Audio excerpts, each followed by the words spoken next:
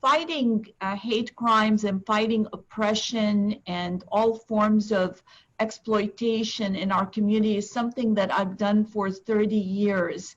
It is why I became a prosecutor, to bring the law as a sword and a shield to protect our community, to make sure our community is safe. And focusing tonight on the issue of hate crimes and why this has been so important to me. And when I became the district attorney a couple of years ago, was one of the priorities, is because if you can picture most of the crimes that happen in our community, they are focused on a one-to-one crime. The crime happens against one individual, and that's bad enough.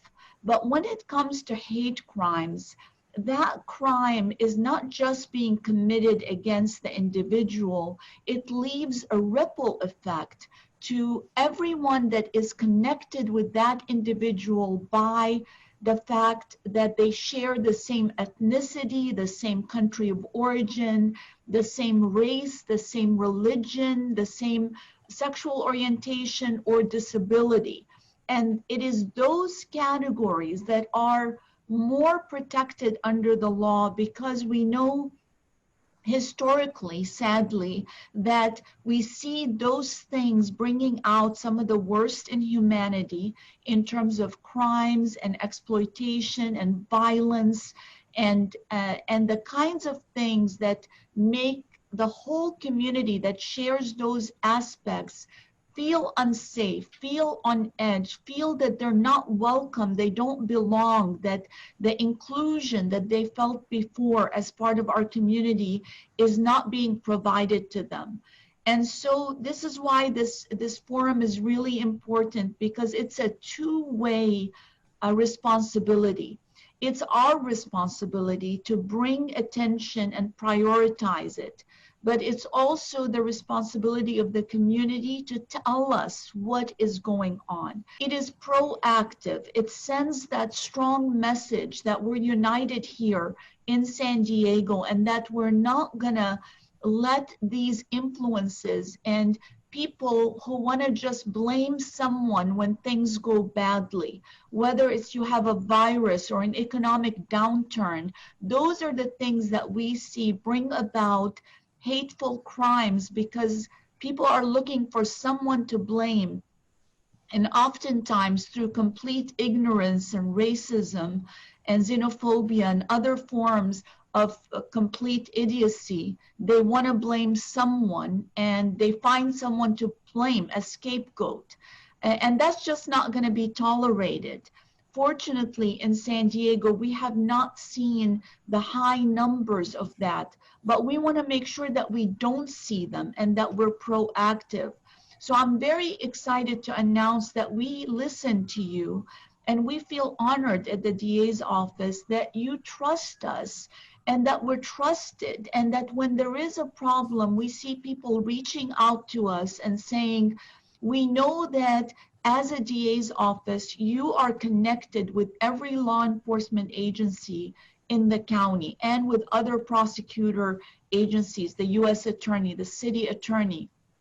So we're asking you to bring us more access to justice. And that's what we did. And this is the first place that we're going to announce that at 4 p.m. today, we launched the website that allows access and a hotline to allow direct access to us by anyone experiencing or witnessing hate crimes, and not just obviously limited to the API community, but to anyone in our community, although it was the voice that we heard from the joinder of all these API communities asking us to not just serve, but to make it more accessible for everyone to reach us. And we created this pathway for everyone to be able to reach us more easily. You know, the best thing about being the district attorney, which is just such a huge honor, I'm so humbled to serve this amazing community, is you get to pick people to lead different things, and we are only as good as our teams and the people that we work with. And I am truly blessed to work with 1,000 dedicated employees, but some of them are just perfect fits for different jobs and hard jobs. And Leonard Trihn, who joins me today, he is somebody that I've known in the DA's office for years and years. He's a 15-year deputy district attorney.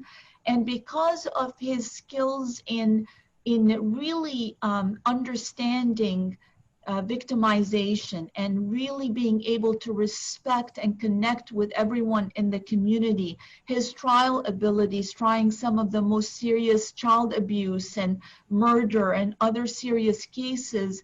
I asked him to lead a couple of years ago now, it's going on almost 3 years, our hate crimes division.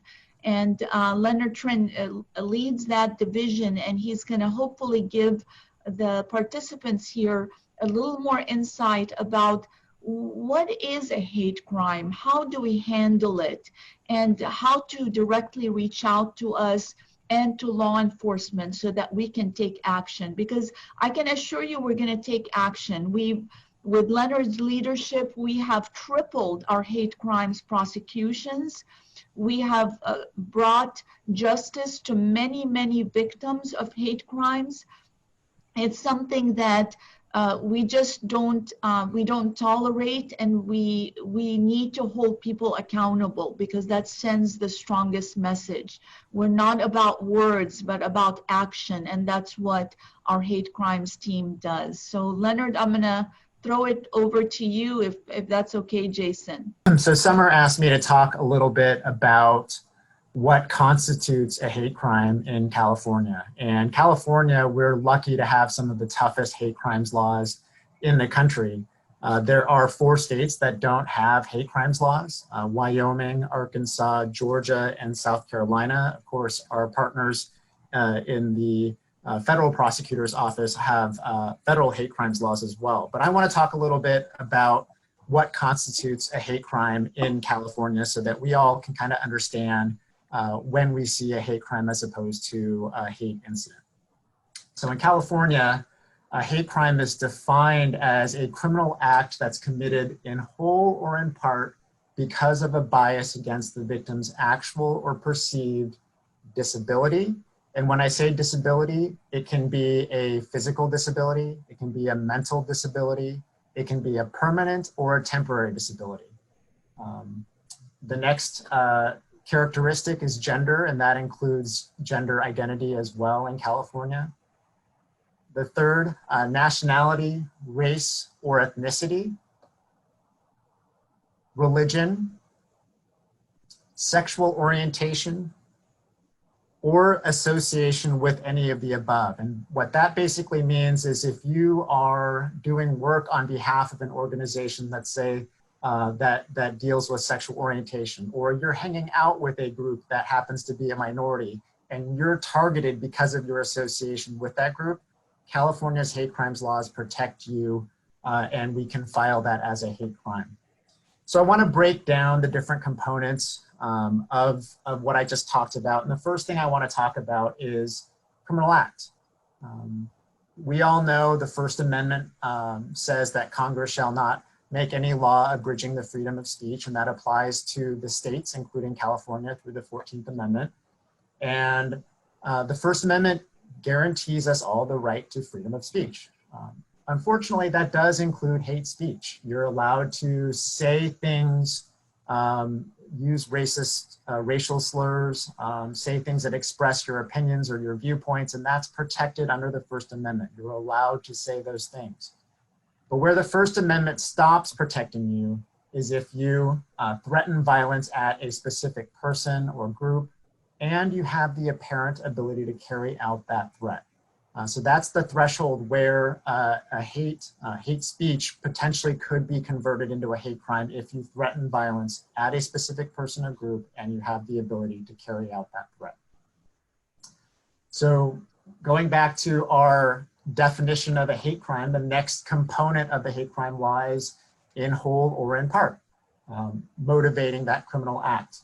Now, lawyers do sort of have a bad rap as far as being too wordy, and this is one of those prime examples of the law having a lot of jargon.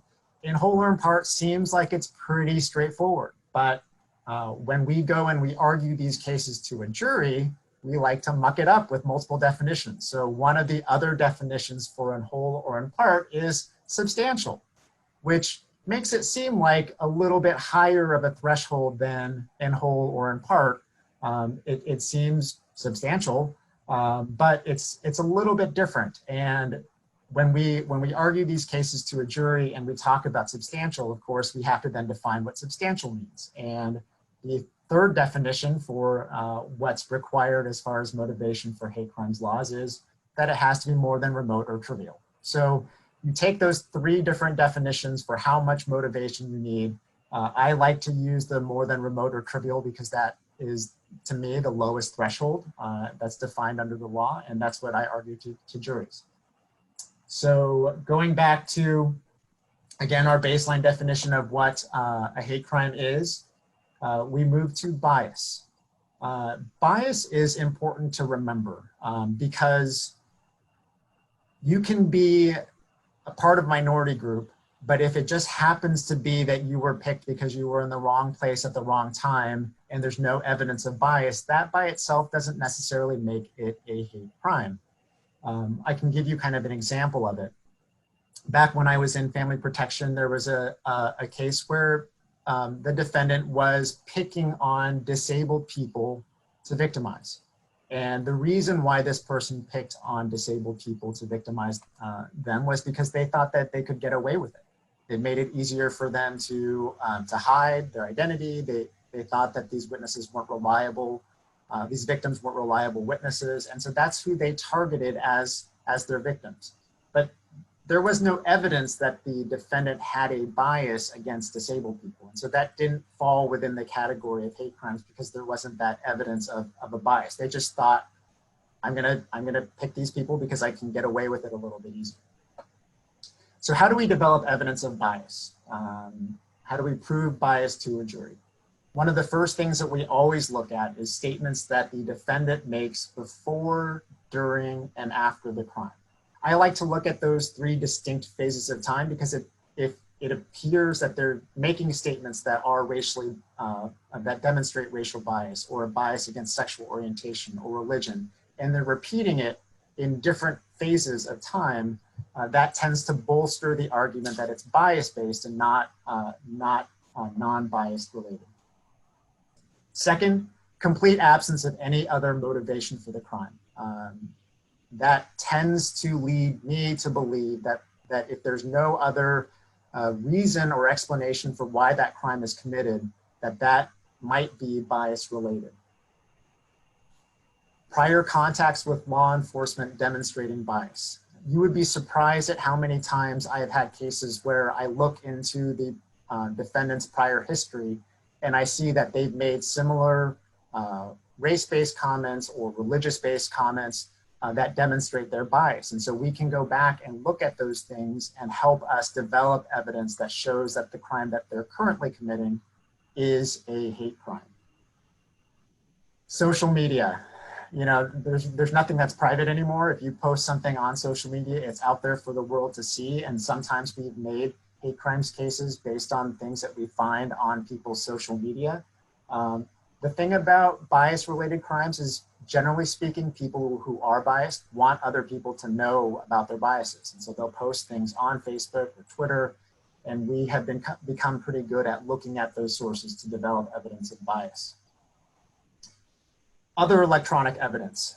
We go back and we look at people's internet histories, and we can go back and look at photos and see if they're using hand signals to demonstrate evidence that they do have some sort of bias. And so we look at phones and computers pretty regularly when we are investigating hate crimes cases. And then finally, tattoos and clothing. There's a whole database on the Anti-Defamation League website that shows all these different hate symbols. And what we see a lot of times is that people have tattoos that demonstrate their affiliation with hate groups. or different supremacy groups. And so those are kinds of things that we use and look at when we're trying to develop evidence of bias. Okay, going back to our definition of hate crime, actual or perceived. So if you remember my name, Leonard Trihn, I'm Vietnamese. My middle name is Nguyen, which is the most common Vietnamese name. I, from appearance, get mistaken for almost every other type of Asian nationality that there is. And so if I'm targeted, not because I'm Vietnamese, but because the suspect believes that I am a different, from a different country of origin, that doesn't prohibit us from potentially filing that case as a hate crime. So actual or perceived, you can get the person's race, ethnicity, nationality completely wrong, but if we can show that it's motivated by that misperception, we can still file it as a hate crime. The key takeaway lesson that I think Summer and I want the community to know is to always report hate incidents and hate crimes to law enforcement. You would be surprised at the number of times we see repeat customers who commit hate crime after hate crime. And so if there's some documentation of that, it helps us prove that a hate crime is occurring. We cannot do our jobs unless things are reported to law enforcement. And so that's why this hotline and our new online reporting tool is really important to use. If you happen to see or witness a hate incident, or you yourself are a victim of a hate incident or a hate crime. Some of the resources that we've already talked about, our website, sdcda.org, our hate crime hotline number, which I'll put up here so that you can see, 619-515-8805. Our victim assistance, if you happen to be victimized for any crime, but including hate crimes, 619-531-4041. And then if you happen to be talking to your kids and they're being bullied at school and you need some resources to talk to them about biases, ADL.org or tolerance.org are both two very, very good websites that have some tools on how to talk to family and friends about biases and how to combat that when you see it. What I wanted to add to Leonard's excellent explanation is, even though in general hate speech is not criminal, it can't be prosecuted unless it translates into a threat, it's really still very important in terms of our investigation, because we do know historically that hate speech often precedes hate crimes. You see people using hate speech, and if that's accepted and if they get attention over it and they get compliments, and this is part of what happens on social media, we've seen a lot of rise in kind of the white power groups, and they talk to each other using these social chat rooms, and they encourage the hate speech, and the hate speech continues to escalate, and it escalates to the point where somebody decides, well, now they want to make a name for themselves and they're going to take action, actually commit a crime to show the group that they mean it, that they're not just about talk. And this is why we don't underestimate or undervalue hate speech. It's something that we want to watch, and we want to be able to track it, because doing an investigation based on hate speech might tell you that the person, and we've had reports like this, is starting to amass a lot of weapons, is doing their preparation. We look at open source intelligence and other means, working with the FBI, working within the Hate Crimes Coalition that has a lot of tools, investigative tools. And within that, we may know that, well, while this might seem like speech, this person actually is starting their preparation to take that speech into an arson or an assault or a murder or another crime. So I would still tell our community to report hate speech, because it may lead to an investigation, but to not expect that someone is going to be immediately arrested because of that. We also want to, I think Leonard mentioned it, it's really important because people think about the district attorney's office as just a prosecution office, but we are actually the largest provider of victim services in the county. Last year alone, over 12,000 victims of crimes were served, and that means everything from burial services to getting their medical fees paid using a state compensation fund, helping them to relocate because they may be living right next door to the abuser, to the attacker, so they need to move for the safety of their family. All manner of things, from replacing an elderly man's eyeglasses that were broken during a robbery to every other manner of helping victims, emotional, mental health support. So this is why our office connects with victims, whether the crime is solved or not. And even if charges cannot be brought by the standard of beyond a reasonable doubt, a victim advocate will assist the victim. And one kind of last but very important point is that hate crimes like human trafficking and sexual abuse and child molest, they are extremely underreported. And why are they underreported? They're underreported because first, the victim is confused as to whether it is a crime. Two, the victim feels ashamed, like they did something wrong. This is why this is happening to them. And they almost don't want any attention so that it can go away. The problem is it never goes away. Bullies have to be put down or else they'll keep bullying. And that's where we come in. We do not like bullies and we will push back against them. And three is that they're underreported because they're afraid sometimes. They may be immigrants, not familiar with our criminal justice system. They may think that they need to show documentation of some sort, when that is absolutely not true. We never ask questions about that, and that is not part of our job. If you're a victim of a crime regardless of status or anything else.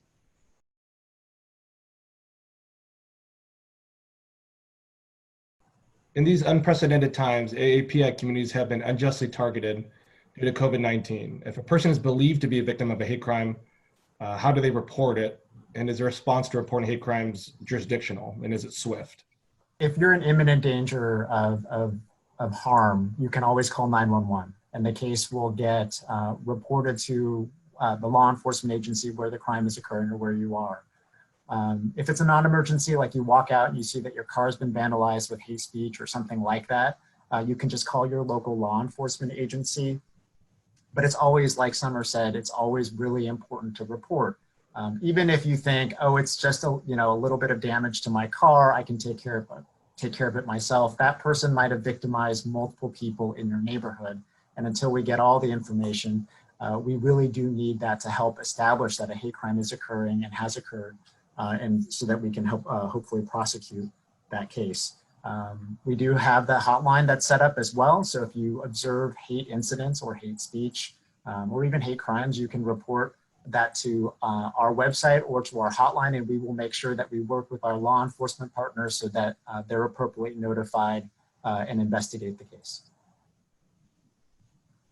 And we also work jurisdictionally with the U.S. Attorney's Office and the City Attorney's Office, who all also handle hate crimes.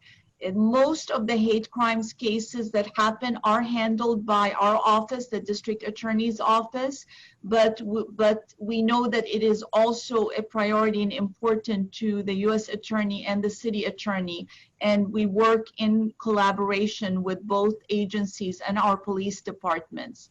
The DA's office is the one common department that links to every police department. So while the jurisdiction for the crime is where the crime occurred, so where the act of violence, whether it's pushing or using a weapon or vandalizing a vehicle or a verbal threat, where that occurred is the place that determines the jurisdiction. So it would be that police department.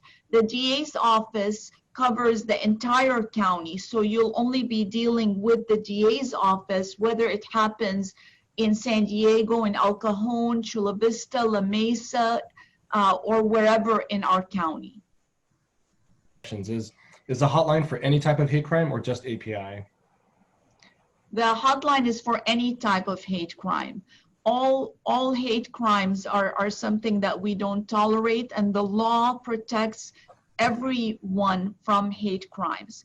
We know that the most common type of hate crime is based on race or ethnicity.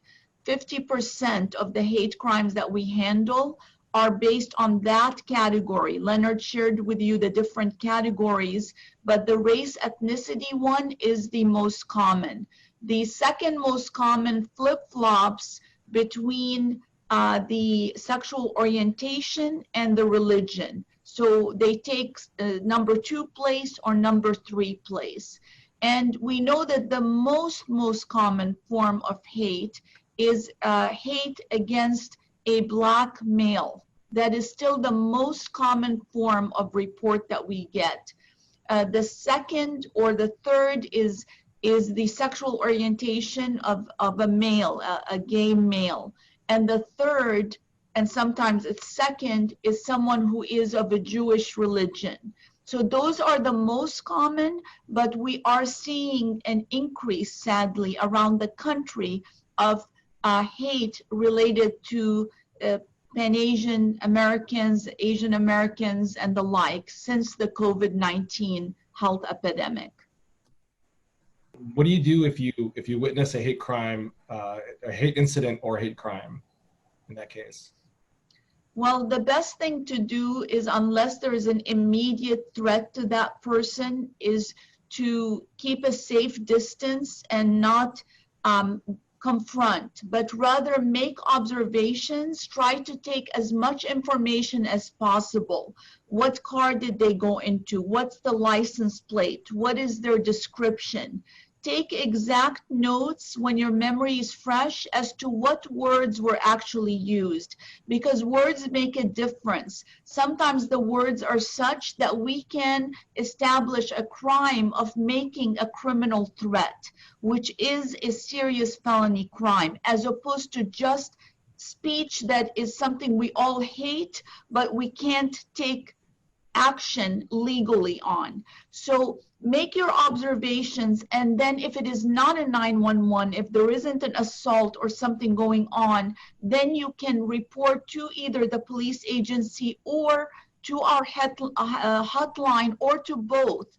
We will take that information, and then on each case we will follow through and look at other reports that may link that license plate, that person.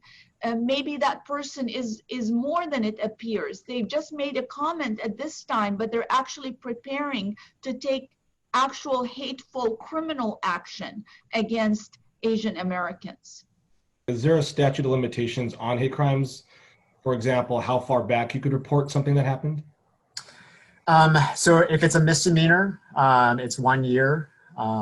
If it's a felony, it's usually 3. And then if you go all the way up to a murder, there is no statute of limitations for murder. Question in the chat. Since COVID-19, negative rhetorics are occurring between Caucasian who are not wearing masks, making racial slurs towards African Americans and Latinos, such as they are contaminating community and other terrible statements in our community. How can we, as a community, from DA office standpoint, trying to ask this question specifically. It's in the chat, if you can see that. The question is about, sometimes when people are wearing masks, it's harder to describe them and to be able to make reports to police. We've seen those reports where people are taking advantage of the wearing of masks by, stealing things from porches and other places. So that is a challenge for law enforcement, but making observations about vehicles and anything around them, height, other features, their voice, how it sounds like, we are still able to conduct proper investigations and get to the source of the crime, whether it's a hate crime or otherwise. And I think the question, I think it was intended to ask, even though COVID-19 and there's a strong concern about anti-Asian sentiment out there, when someone sees, let's say, an African-American or a Latino who's not wearing a mask and racial slurs are being used against them, what can we do? And it goes along the same lines that we've been saying all along. Document and remember and report as many of the facts as you can. If it turns out to be a hate crime, that obviously needs to be reported to law enforcement. So if there's a threat of violence and the apparent ability to carry out that threat, you want to report that to law enforcement. If it's actually turns into an assault or a battery, definitely want to report that to law enforcement, because if we never find out about it, there's nothing we can do about it. But if it falls short of a hate crime, you can still report that incident to our office via the hotline or the online reporting tool, so that in case that person ends up crossing the line and committing a hate crime down the road, we can use that to help our case. A hate crimes allegation elevates a crime from a misdemeanor to a felony.